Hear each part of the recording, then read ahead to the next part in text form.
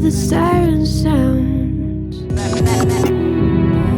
Holding your breath still, you try to fight, we'll just sit away.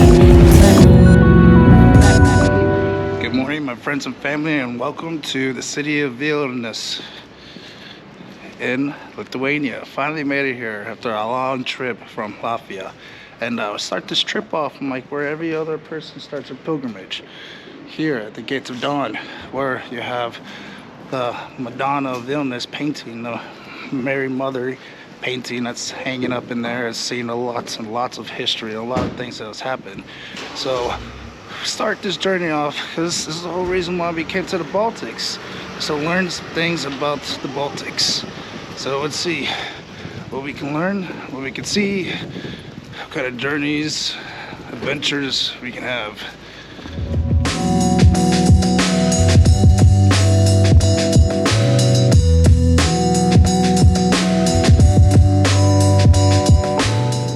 Lithuanian is one of the most ancient languages. I'm not sure if you knew that, because I didn't. I just learned about that. And it's really hard to learn it because I'm over here trying to struggle how to say hello. But Lithuania, one of the oldest languages, the oldest language is Sanskrit. So Lithuanian language is pretty unique. There's a lot of people here who want to preserve the language. It was actually banned back in like the 1500s or something like that. No one was allowed to speak Lithuanian, so they try to keep their language secret to survive also. But people still speak Lithuanian. Now, I was mentioning how there's like an anti-Russian campaign that's going on in most of the Baltics, especially with all that's going on in the Ukrainian-Russian war, that they're actually pushing to try to put in legislative into law if you do not speak the local language, but you still speak Russian, and you've been a Lithuanian citizen for a long time, you can actually get fined. I believe it's like between 1,000 to 300 euros. Again, it is just trying to put into law, but it just shows you how much like there's like a huge like distaste for Russian culture and language. Just thank you, Putin, for doing that. But yeah, Lithuanian is one of the oldest languages. I'm not sure if I mentioned that already, but wow.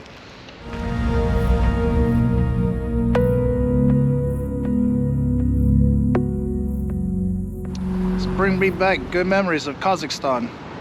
But Kazakhstan is a little bit bigger than this one. Now, you know what? Something I also learned is that Lithuania has one of the best internets in the world, where a high-speed Wi-Fi is just pretty much everywhere. I even hear it's inside the forest too, which Lithuania has they have a lot of forests.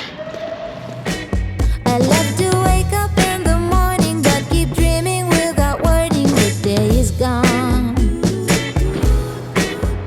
And sometimes I take a walk. Wow, that's amazing. It's amazing marble architecture right here and art.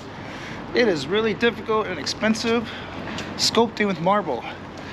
It's so expensive that even one mistake may cost you a couple thousand. So that's why artists who work with marble are very skilled. You have to learn how to work with a master. Wow. I forget about the clock, I can slow down. My friends are sitting.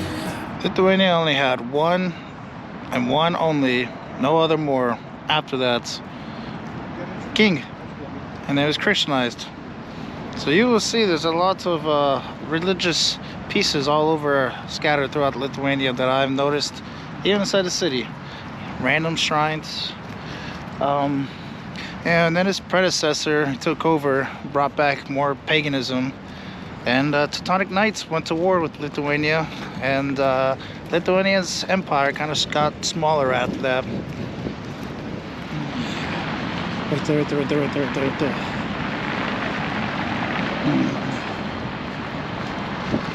There's still a couple of Soviet stuff that's around Lithuania, And one of them is the Lithuanian Soviet tram. You can still see them everywhere in use. And there's another one that I'm here to show you also. And I can see why, like, it's not very favored anymore. Oh my gosh, it is an eyesore.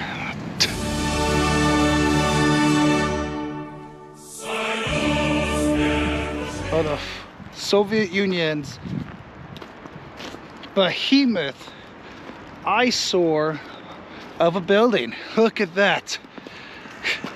Yeah, so the Lithuanians, they're definitely getting rid of everything that was Soviet Union. But what the hell do you do with this?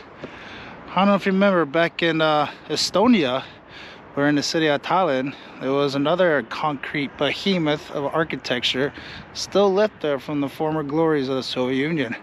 Well, these things are just here now.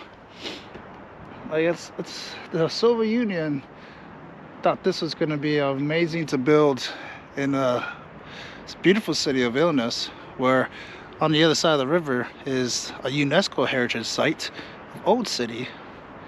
And this is old, but it's not a UNESCO heritage site because it just tells you how ugly it is. It's just like all the graffiti can be left here. That's the only good thing about it. People just come here and graffiti. It's a giant graffiti canvas. But it's like, look at this material. It's concrete, and it's supposed to be a sports and cultural complex. Now it's just been sitting here dormant and abandoned. They don't know what to do with it.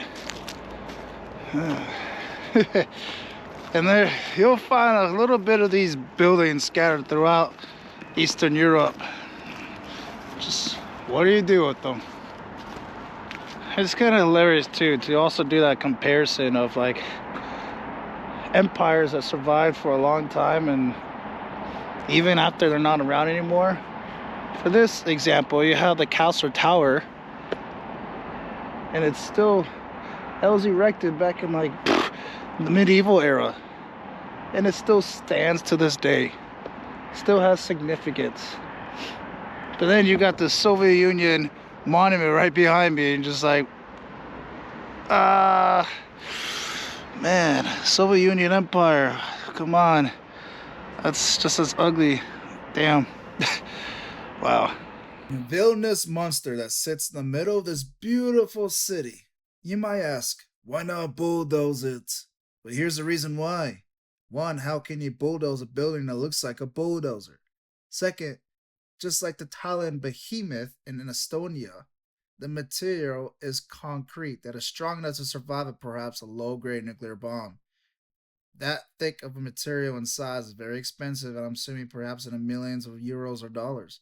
Even if demolition was on the table of solutions, the safety precautions of controlling the debris from killing people or damaging further historical buildings is nail-biting. Last, I'm sure there's a lot of reasons out there to not demolish it, but respectfully, it's a historical landmark. Tell me